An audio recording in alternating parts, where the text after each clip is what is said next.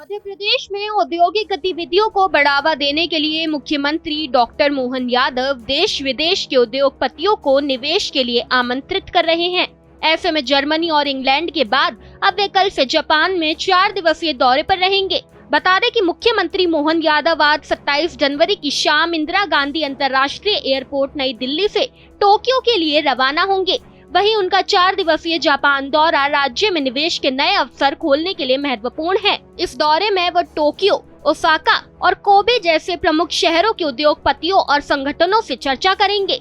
मुख्यमंत्री का ये दौरा विशेष रूप से कृषि, फिनटेक, इलेक्ट्रिक वाहन, ऑटोमोबाइल, आईटी, ITES और रक्षा जैसे क्षेत्रों में निवेश को बढ़ावा देने पर केंद्रित है। मध्य प्रदेश में युवाओं के लिए, हमारे सभी प्रकार के वर्गों के लिए, खास करके महिला, गरीब, किसान, युवाओं के रोजगार के लिए लगातार हमारी सरकार अभियान चला रही है। निजी सेक्टर में, सरकारी सेक्टर में, औद्योगिकरण में, खेती में, किसानी में, पशुपालन में, हर क्षेत्र में व्यक्ति को अपने रोजगार के साधन मिले, उसके आय की, घर की, उसकी क्षमता बढ़े। ऐसे में हमारे इस प्रयास में ही मुझे इस बात का संतोष है कि लगातार किए गए साल भर के अभ्यास के आधार पर कई सारे सेक्टर में मध्य प्रदेश अब बहुत अच्छी प्रगति से आगे बढ़ रहा है।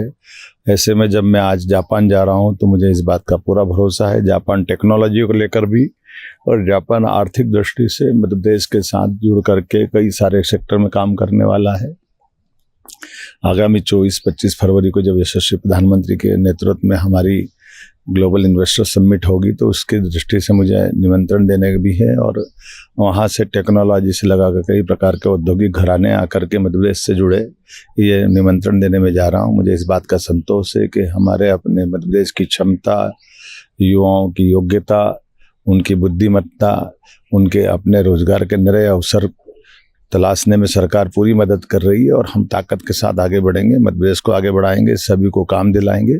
मेरी अपनी ओर से सभी युवाओं को एक तरह से ये आश्वस्ति भी है कि आइए नए दौर में चलिए। यशस्वी प्रधानमंत्री श्रीमान नरेंद्र मोदी जी के नेतृत्व में न केवल देश आगे बढ़ रहा है बल्कि मध्य प्रदेश भी आगे बढ़ रहा है।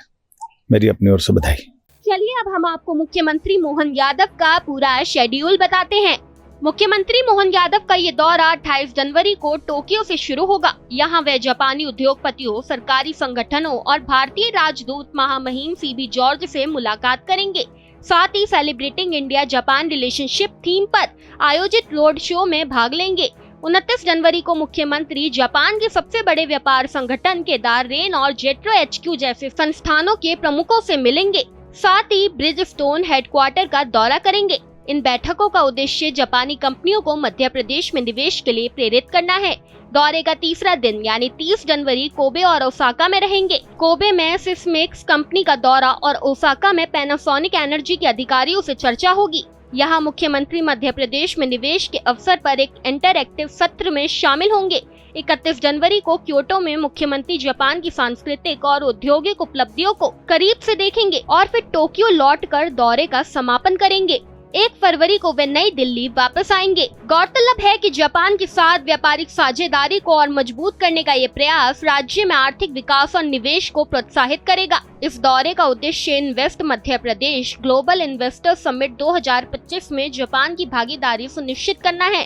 खैर, इस खबर में बस इतना ही। ऐसे ही तमाम खबरों को जानने के लिए देखते रहिए भारत एक्सप्रेस मध्य प्रदेश।